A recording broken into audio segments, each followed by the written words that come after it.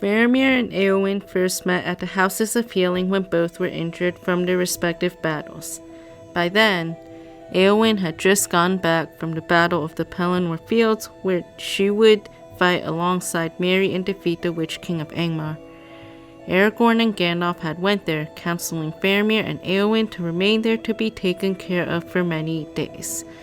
Faramir also had to learn the loss of his father, but not before he was healed from his battle. One day, Faramir saw Eowyn right outside the Houses of Healing. They would sit under the green tree together or walk in grass. And each day after they did likewise. And the warden, looking from his window, was glad in heart, for he was a healer and his care was lightened, and certain it was that, heavy as was the dread and the foreboding of those days upon the hearts of men, still these two of his chargers prospered and grew daily in strength. They were soon clad in warm raiment and heavy cloaks, and Faramir would wrap his robe, originally intended for his mother who died untimely, around Eowyn, thinking she looked fair and queenly standing there at his side. Eowyn would look at the starry mantle, and Faramir would notice that she was also looking at something that was not there. 7 days, said Faramir, but think not ill of me if I say to you, they have brought me both a joy and a pain that I never thought to know.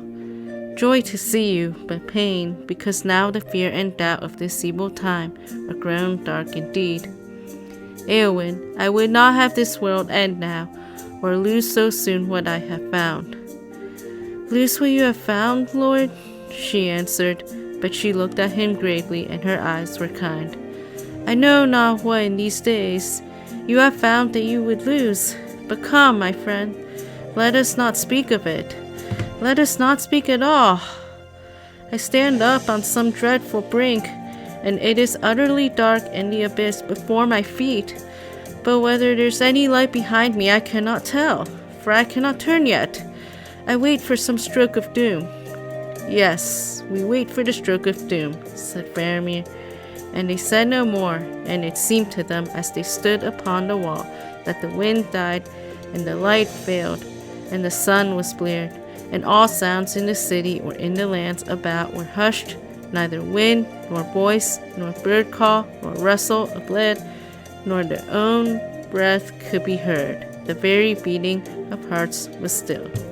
Time halted, and as they stood so, their hands met and clasped, though they did not know it. They would see a vast mountain of darkness rise, which would remind them of Númenor. Eowyn would be called by her brother to go to the field of Cormallin, but she would not go.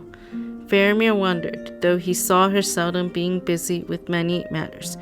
She would continue walking alone in the Houses of Healing. Her brother come to Faramir after the warden of the houses was troubled. Faramir would ask her why she stayed in the Houses of Healing and thought two possibilities, that she still loved Aragorn, or that Faramir himself did not go and she still desired to be near him. While she had initially desired the love of Aragorn, she was able to let go of this desire.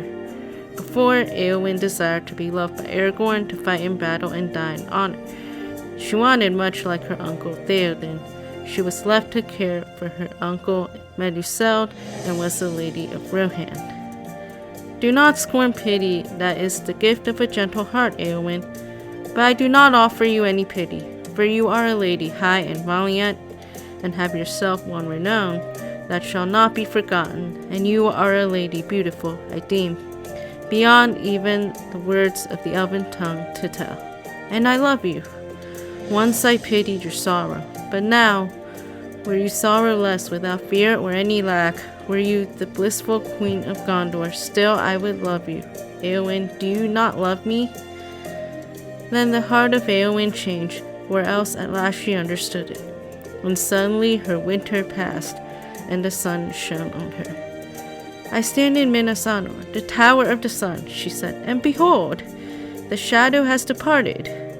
I will be a shield maiden no longer, nor vie with the great riders, nor take joy only in the songs of slaying. I will be a healer, and love all things that grow and are not barren. By then, she was finally healed of her wounds and was released from the Houses of Healing, but remained there until her brother, King Eowyn, came. They would wed and settle in Ithilien after the War of the Ring. This actually happened to be what Tolkien originally had in mind, to have Aragorn and Eowyn marry after her battle, and she would die in honor as she would wish. This was before he started writing about Arwen. He also figured there would be some complications with their ages.